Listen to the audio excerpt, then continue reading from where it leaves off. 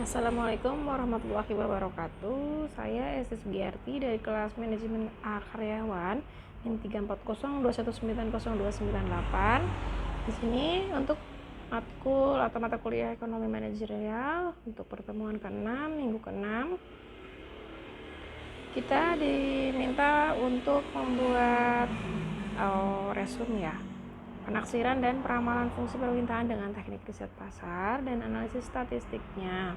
Di sini analisisnya regresi dan koefisien determinasi biasa disebut metode tidak langsung.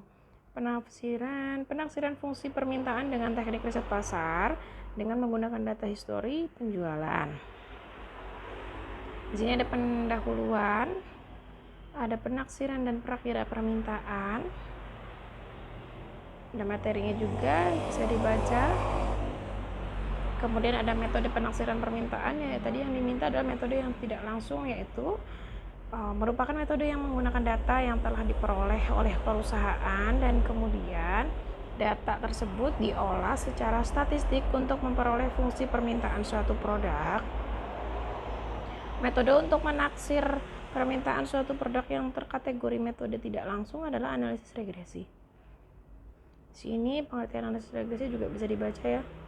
Kita langsung saja ke contoh ya.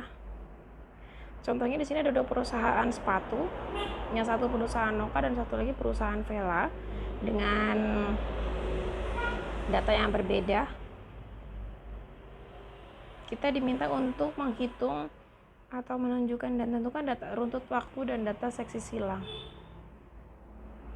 Ini di sini data runtut waktu dapat ditunjukkan pada tabel data penjualan perusahaan Noka dan Vela, sedangkan data seksi silang merupakan gabungan dari keduanya.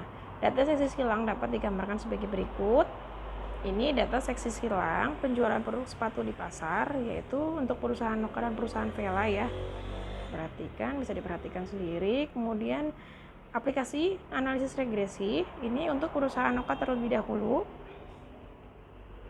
N itu tahun ya, tahunnya di sini ada 8 tahun, ada kolom harga, ada kolom jumlah, kolom X, Y, X2, Y X kuadrat, Y kuadrat. Oke, di bawah tuh ada sigma X, ada sigma Y, sigma XY, sigma X2, sigma Y2. Oke, di sini yang XY itu perkalian antara X dan Y 9000 kali 150.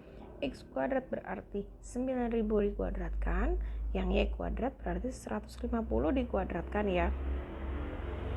Oke, kemudian rumusnya untuk analisis regresi yaitu B sama dengan N sigma XY dikurangi sigma X dikali sigma Y dibagi N sigma X kuadrat dikurangi sigma X kuadrat. Data yang dari atas, data dari kolom kita aplikasikan ke rumus. Kemudian hasilnya adalah B sama dengan min 0,117 ya. Ini hasil dari pembulatan dari 0 min 0,116785714. Kemudian setelah ketemu nilai B, kita cari nilai A-nya, yaitu rumusnya YA sama dengan Y min BX. Kita aplikasikan bahwa ketemu 642,25 itu nilai Y. Kemudian kita cari nilai X-nya. X sama dengan sigma X dibagi N, 44.000 dibagi 8, 5.500. Kemudian kita aplikasikan ke rumus A sama dengan 642,25 dikurangi min 0,116785714 dikali 5.500. Hasilnya A sama dengan 1,289 ya. Jadi berdasarkan pada perhitungannya di atas, maka dapat diketahui fungsi permintaannya adalah Y sama dengan 1289 dikurangi 0,117X atau X sama dengan 1289 dikurangi 0,117P. Kemudian untuk perusahaan Vela ya, ini datanya, rumusnya juga sama. Kita masih mencari analisis regresi. Kita aplikasikan dan ketemu untuk B-nya 0,120. Kemudian kita cari nilai Y. Kemudian juga kita mencari nilai X. Setelah X, Y dan ketemu nilainya, kita rumuskan ke pencarian nilai A.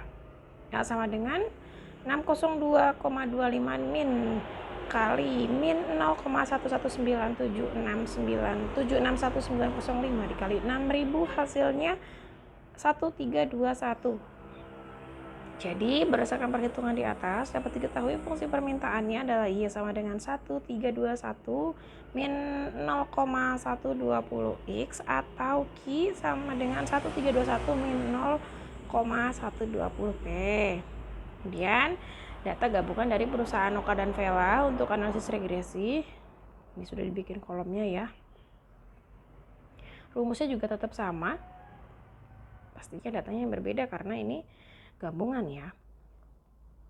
Kemudian ketemu untuk hasilnya B, gabungan antara perusahaan Noka dan Vela adalah min 0,118, Y-nya 624,375, X-nya 5750 dan A-nya 1303. Jadi berdasarkan perhitungan di atas dapat diketahui fungsi permintaan dari data gabungan perusahaan Noka dan Vela adalah Y sama dengan 1303 min 0,118 atau Q sama dengan 1303 min 0,118 P.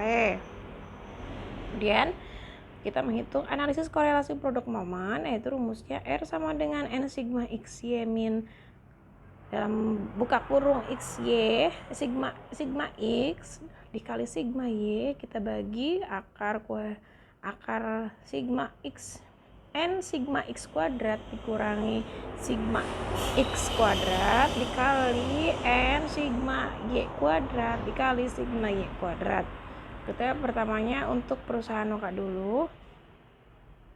Kita aplikasikan ke rumus ya, data-data dari kolom atas, dari tabel atas itu.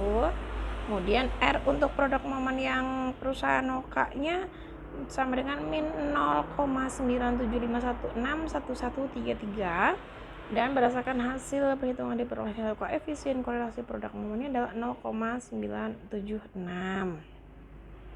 Dan untuk perusahaan Vela juga berlaku sama rumusnya. R untuk perusahaan Vela sama dengan min 1,2026018 yang berdasarkan perhitungan di atas diperoleh nilai koefisien korelasi produk momennya adalah sebesar min 1,203 untuk perusahaan Vela. Kemudian untuk perusahaan Noka dan Vela yaitu gabungannya, yang produk momennya yaitu R sama dengan min 0,977423661. Itu urut-urutannya kita bisa lihat ya di situ.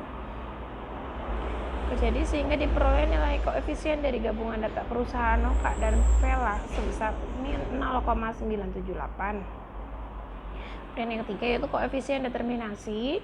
Rumusnya R kuadrat sama dengan kurung buka N sigma XY dikurangi sigma X dikali sigma Y dibagi akar kuadrat dibagi akar N sigma X kuadrat dikurangi sigma X kuadrat dikali N sigma Y kuadrat dikali sigma Y kuadrat dan kita tutup kurung kuadrat lagi ya. Kemudian untuk perusahaan Noka, datanya kita aplikasikan ke rumus. Ini bisa diperhatikan ya. R kuadratnya ketemu 0,91 untuk perusahaan Noka, sehingga proporsi penjelasan pengaruh harga produk sepatu terhadap jumlah permintaan sepatu pada perusahaan Noka dapat dijelaskan sebesar 95,1%, sedangkan 4,9%-nya dijelaskan oleh faktor lain. Ada hiburan ya. Oke, karena rumah saya pinggir jalan jadinya seperti ini. Oke, untuk perusahaan Vela selanjutnya rumusnya tetap sama, datanya kita aplikasikan ke rumus, kemudian kita hitung, kita perhatikan. Setelah dihitung ketemu R kuadratnya 0,963 yang berarti proporsi penjelasan pengaruh harga produk sepatu terhadap jumlah permintaan sepatu. Saya nulisnya sadel, maaf. Sepatu pada perusahaan Vela dapat dijelaskan sebesar 96,3%, sedangkan 3,7%-nya dijelaskan oleh faktor lain. Kita lanjut untuk yang data gabungan perusahaan Noka dan Vela ya. R kuadratnya rumus sama, datanya yang berbeda dan pasti perhitungannya pun sama ya, pasti hasilnya berbeda juga. Di sini hasil R kuadrat antara gabungan perusahaan Noka dan Vela ada 0,957, yang berarti proporsi penjelasan pengaruh harga terhadap produk sepatu terhadap jumlah permintaan sepatu pada data gabungan dari perusahaan Noka dan Vela dapat dijelaskan sebesar 95,7%, sedangkan 4,3%-nya dijelaskan oleh faktor lain. Oke. Sekian dari saya. Apabila banyak kekurangan dan kesalahannya, saya mohon maaf, dan semoga videonya bermanfaat. Assalamualaikum warahmatullahi wabarakatuh.